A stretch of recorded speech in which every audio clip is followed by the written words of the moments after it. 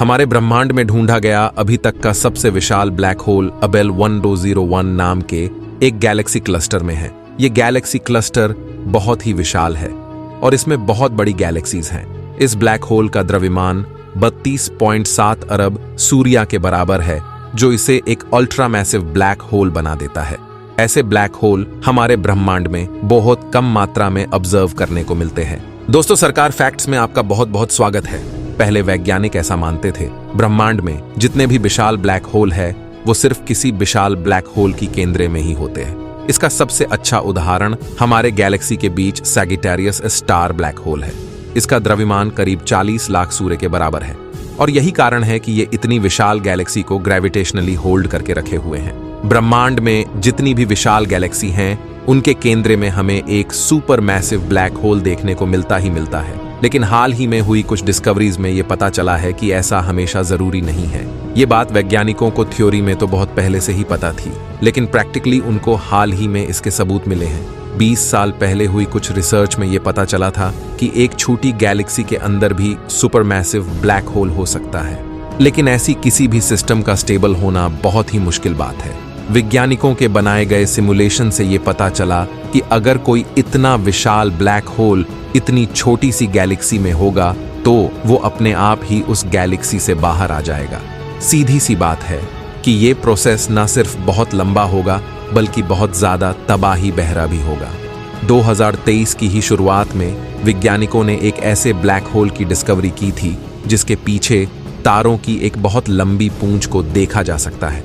वैज्ञानिक बताते हैं कि ज्यादा विशाल होने की वजह से एक ब्लैक होल छोटी गैलेक्सी में स्टेबल नहीं रह पाता है और धीरे धीरे उसे गैलेक्सी से बाहर की ओर जाने लगता है। केंद्र में न होने की वजह से गैलेक्सी का सारा मैटर इस ब्लैक होल का या तो चक्कर लगने लगता है या फिर इसके पीछे पड़ जाता है। जो मैटर इसका चक्कर लगाने लगता है वो अंततः इसके अंदर ही चला जाता है। जो मैटर बच जाता है वो ऐसी पूंछ को फॉर्म कर लेता है। कुछ वैज्ञानिक अभी भी इस बात को लेकर निश्चित नहीं है कि ये पूंछ एक बड़े ब्लैक होल के गैलेक्सी से बाहर निकलने से बनी है या नहीं। हालांकि फिलहाल की ऑब्जर्वेशन इसी बात पे इशारा करती है कि ये ब्लैक होल इंजेक्शन का ही एक एग्जाम्पल है। वैज्ञानिक बताते हैं कि शुरुआत में हर गैलेक्सी के केंद्र में एक छोटा ब्लैक होल ही होता था, लेकिन गैलेक्टिक कैनिबलिज्म नाम के एक प्रोसेस की वजह से ब्लैक होल और गैलेक्सी दोनों का ही साइज समय के साथ साथ बढ़ता चला गया है।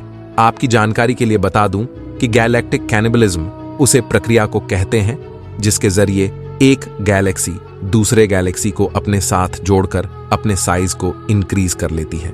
यह ब्रह्मांड में होने वाला एक बहुत ही बड़ा प्रक्रिया है जो ऑलमोस्ट हर गैलेक्सी में ही देखा जाता है। आपको जानकर हैरानी होगी कि हमारी मिल्की वे गैलेक्सी खुद भी बहुत सारी दूसरी गैलेक्सी को अपने अंदर जोड़ चुकी है और यह प्रक्रिया आज भी चल रहा है। एक समय ऐसा भी आएगा जब मिल्की वे गैलेक्सी और एंड्रोमेडा गैलेक्सी भी आपस में जुड़ जाएंगे और एक सुपर मैसिव गैलेक्सी की फॉर्मेशन कर लेंगे। जिन ब्लैक होल्स को गैलेक्सी द्वारा बाहर निकाला जाता है वह या तो किसी दूसरे गैलेक्सी को जाकर ज्वाइन कर लेते हैं या फिर अंतरिक्ष में ऐसे ही आवारा घूमते रहते हैं। वैज्ञानिक बताते हैं कि शुरुआत में हर गैलेक्सी के केंद्र में एक छोटा ब्लैक होल था, जिनकी वजह से आज हमें इतनी विशाल गैलेक्सी देखने को मिलती है। तो दोस्तों, आपको यह वीडियो कैसे लगी हमें कमेंट करके जरूर बताइए और ऐसे नए नए इंफॉर्मेटिव वीडियो देखने के लिए हमारे चैनल को जरूर सब्सक्राइब करें। Thank you so much for watching. मिलते हैं अगले एक शानदार वीडियो के साथ। तब तक के लिए बाय बाय। हंसते रहिए, मुस्कुराते रहिए।